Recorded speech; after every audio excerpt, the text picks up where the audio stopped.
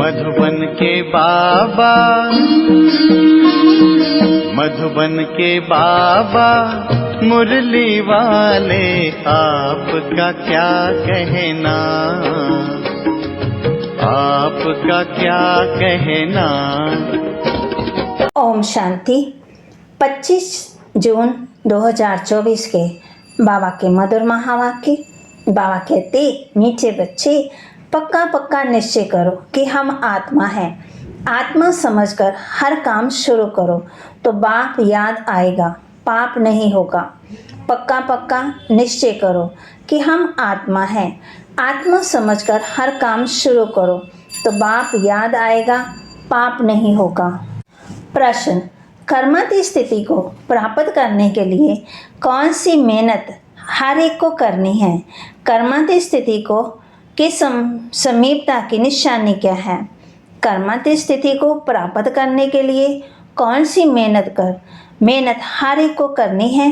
कर्माती स्थिति की समीपता की निशानी क्या है? उत्तर, कर्मातीत बनने के लिए याद के बल से अपने कर्मेंद्रियों को वश में करने की मेहनत करो। अभ्यास करो, मैं निराकार आत्मा निराकार बाप की संतान हूँ। सब कर्मेंद्रियाँ निर्विकारी बन जाएं। यह है जबरदस्त मेहनत है।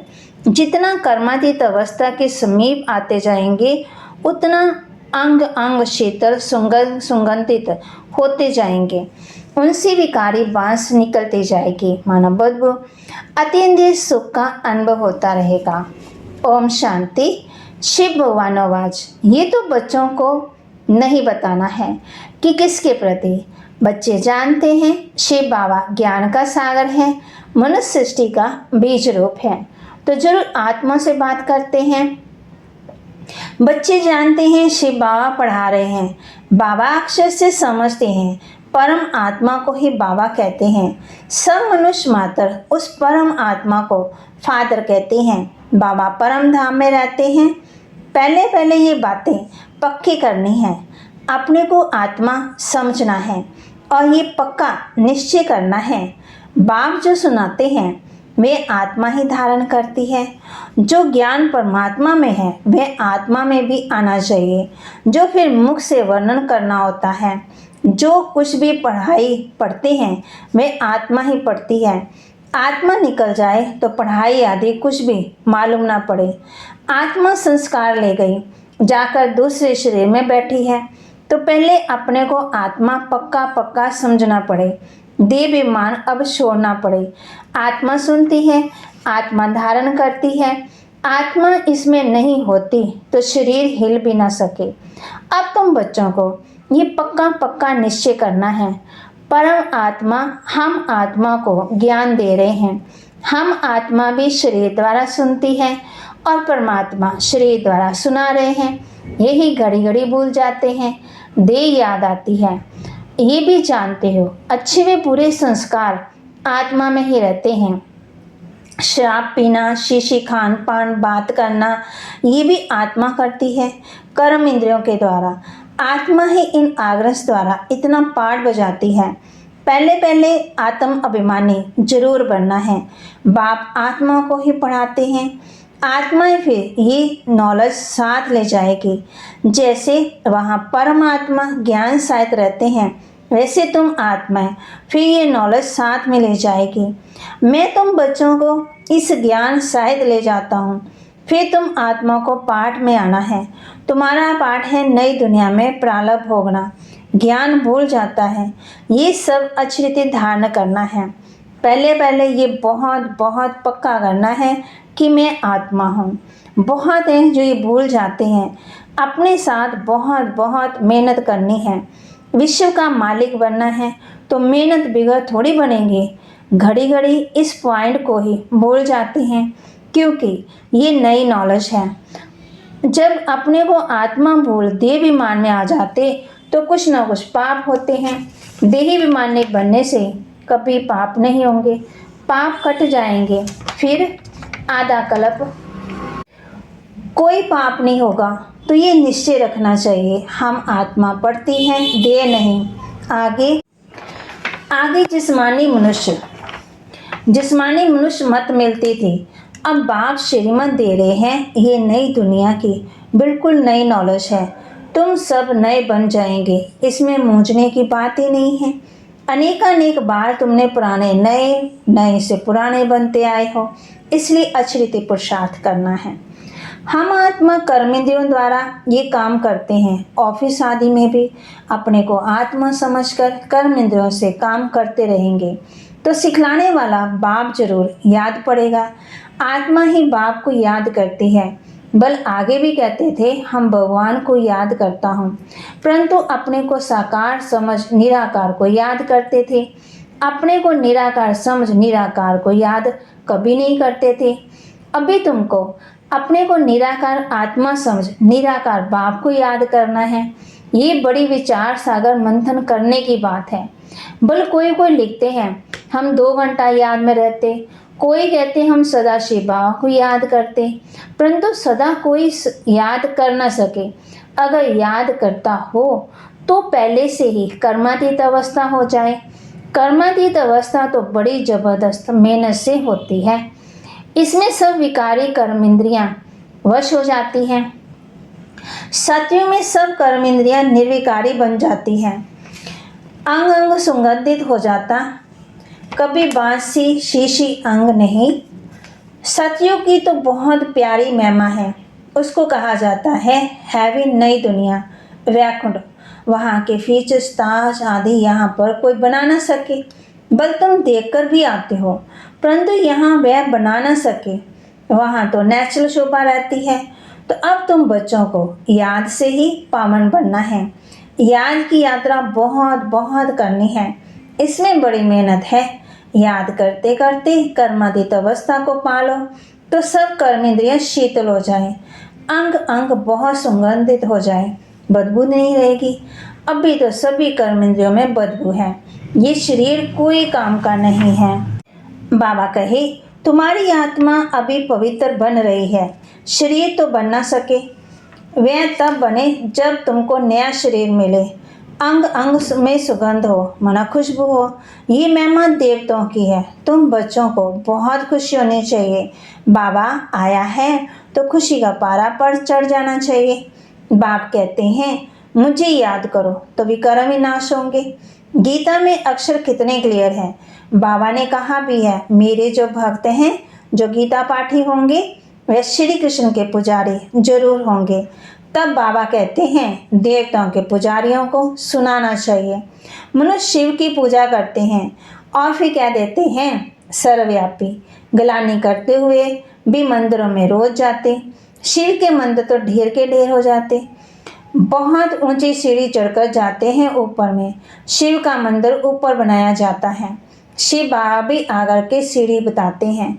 उनका ऊंचा धाम, ऊंचा ठाम, कितना ऊपर जाते हैं। बद्रीनाथ, अमरनाथ, कहाँ शिव के मंदिर ऊंच रहने वाला है तो उनका मंदिर भी बहुत ऊंच बनाते हैं। यहाँ गुरु शिखर का मंदिर भी ऊंची पहाड़ी पर बनाया हुआ है। ऊंच बाप बैठ तुमको पढ़ाते हैं। दुनिया में और कोई नहीं जानते कि शिव बाबा आकर के पढ़ाते हैं। वह तो सर्वव्यापी कह देते हैं। अभी तुम्हारे सामने एम ऑब्जेक्ट भी खड़ी है, सिवाय बाप के और कौन कहेगा। ये तुम्हारी एम ऑब्जेक्ट है। ये बाप ही तुम बच्चों को बतलाते हैं। तुम कथा भी सत्यनारायण की सुनते हो। वह तो जो भी पास्ट हो जाता उनकी कथाएं बताते हैं कि आगे क्या क्या हुआ था, जिसको कहानी कहा जाता है। ये ऊंच से ऊंच बाप बड़े से बड़ी कहानी सुनाते हैं। ये कहानी तुमको बहुत ऊंच बनाने वाली है।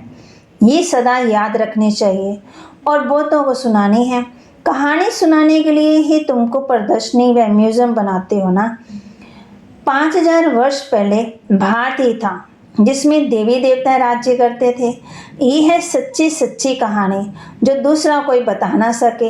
ये रियल कहानी है जो चेतन वृक्षपति बाप बैठ समझाते हैं, जिससे तुम देवता बनते हो, जिसमें पवित्रता मुख्य है।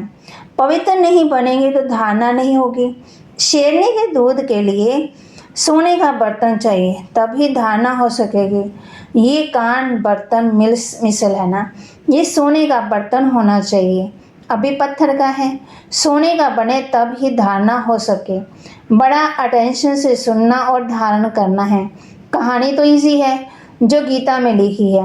वे कहानियाँ सुनाकर कमाई करते हैं, सुनने वाले उन्हों की कमाई हो जाती। यहाँ तुम्हारी भी कमाई है, दोनों कमाई चलती रहती है, दोनों व्यापार हैं। पढ़ाते भी हैं, कहते हैं मन मना भाव। पवित्र बनो ऐसे और कोई कह नहीं सकते, ना मन मना भाव रहते हैं। कोई भी मनुष्य यहाँ पवित्र हो ही नहीं सकते हैं, क्योंकि भ्रष्टाचार की पैदाइश है। रावण राज्य कलयुग अंत तक चलना है, उसमें पावन होना है। पावन कहा जाता है देवताओं को, ना कि मनुष्यों को। सन्यासी भी मनुष्य है, उन्हों का है निर्वृत्ति मार्ग का धर्म। बाप कहते हैं मुझे याद करो तो तुम पवित्र बन जाएंगे। भारत में पवित्र मार्ग का ही राज्य चला है। निर्वृत्ति मार्ग वालों से तुम्हारा कोई कनेक्शन नहीं। यहाँ तो स्त्री पुरुष दोनों को पवित्र बनना है। दोनों पहिए चलते हैं तो ठीक है, नहीं तो झगड़ा हो जाता। पवित्रता पर ही झगड़ा चलता है, और कोई सत्संग में पवित्रता पर झगड़ा हो कभी ऐसे सुना नहीं होगा। ये एक ही बार जब बाप आते हैं तब झगड़ा होता है। साधु संत आदि कभी कहते हैं क्या कि अबलाओं पर अत्याचार होंगे। ये बच्चियां पुकारती हैं बाबा हमको बचाओ। बाप भी पूछते हैं, बाप कहते हैं ये विकार महाशत्रु हैं। बाप कहते ये विकार में जाने से, गिर पड़ने से फिर बाबा कहते की कमाई चट होगी। इस काम विकार ने सबको वर्थ नाटे पैनी बनाया है। बाप कहते 3 जन्म तो वैशाल्य में रहते हो, अभी पावन बन शिवालय में चलना है। ये 1 जन्म पवित्र बनो, शिव बाबा को याद करो तो शिवालय स्वर्ग में चलेंगे। फिर भी काम विकार कितना ज़बरदस्त है, कितना हैरान करते हैं। कशिश को निकालना होता है ना, कशिश होती है, जबकि वापस जाना है तो पवित्र जरूर बनना है। टीचर कोई बैठा थोड़ी रहेगा, पढ़ाई थोड़ा समय चलेगी। बाबा बता देते हैं हमारा ये रथ है, रथ की आयु कहेंगे ना। बाप कहते हैं हम तो सदा अमर हैं, हमारा नाम ही अमरनाथ है। जन्म नहीं लेते इसलिए अमरनाथ कहा जाता है। तुमको आधा कल्प के लिए अमर बनाते हैं, फिर भी तुम जन्म लेते हो। तो अब तुम बच्चों को आना है, जाना है ऊपर, मुंह उस तरफ, टांगे इस तरफ करनी है। फिर इस तरफ मुंह क्यों फिरना चाहिए? कहते हैं बाबा भूल हो गई, मुंह इस तरफ हो गया तो गोया उल्टे बन गए। फिर तुम बाप को भूल देह अभिमानी बनते हो कि उल्टा बन जाते हो। बाप सब कुछ बतलाते हैं, बाप से कुछ भी मांगना नहीं है कि ताकत दो, शक्ति दो। बाबा तो रास्ता बतलाते हैं, योग बल से ऐसा बनना है। तुम योग बल से इतने शाहूकार बनते हो जो 21 जन्म कभी कोई से मांगने की दरकार नहीं है। इतना तुम बाप से लेते हो, समझते हो। बाबा तो अथाह कमाई कराते हैं, कहते हैं जो चाहे सो ले लो, ये लक्ष्मी नारायण हाईएस्ट है। फिर जो चाहे सो लो, पूरा पढ़ेंगे नहीं तो प्रजा में चले जाएंगे। फिर प्रजा भी जरूर बनानी है। तुम्हारे म्यूज़ियम आगे चलकर ढेर के ढेर हो जाएंगे, वो तो हो गए। और तुमको बड़े बड़े हाल भी मिलेंगे, मिल भी रहे हैं। कॉलेज मिलेंगे, वो भी सेवा हो रही है जिससे तुम सर्विस करेंगे। ये जो शादियों के लिए हाल बनाते हैं ये भी तुमको जरूर मिलेंगे। तुम समझाएंगे शिव भगवान आवाज मैं तुमको ऐसा पवित्र बनाता हूँ तो हिस्ट्री हाल दे देंगे। बाबा कहते बोलो भगवान आवाज ये काम महाशत्रु है जिससे दुख पाया। अब पावन बन, पावन दुनिया में चलना है। तुमको हाल मिलते रहेंगे, फिर कहेंगे टू लेट। बाप कहते हैं मैं ऐसे मुफ्त में थोड़ी लूँगा जो फिर भरकर देना पड़े। बच्चों के पाई पाई से तालाब बनता है, बाकी तो सबका मिट्टी में मिल जाना है। बाप सबसे बड़ा श्राप भी है, सुनार भी है, धोबी भी है, कारीगर भी है और भी कई नाम हैं, अमरनाथ भी है। अच्छा, मीठे मीठे सिकिलते बच्चों प्रति माता पिता बाप दादा का याद प्यार और गुड मॉर्निंग। रूहानी बाप की रूहानी बच्चों को नमस्ते। रूहानी बच्चों की रूहानी बाप दादा को दिलवा जान सिकवा प्रेम से नमस्ते। ओम शांति। धारणा के लिए मुख्य सार। बाप जो सच्चे सच्ची कहानी सुनाते हैं वह अटेंशन से सुननी और धारण करनी है। बाप से कुछ भी मांगना नहीं है, 21 जन्मों के लिए अपनी कमाई जमा करनी है।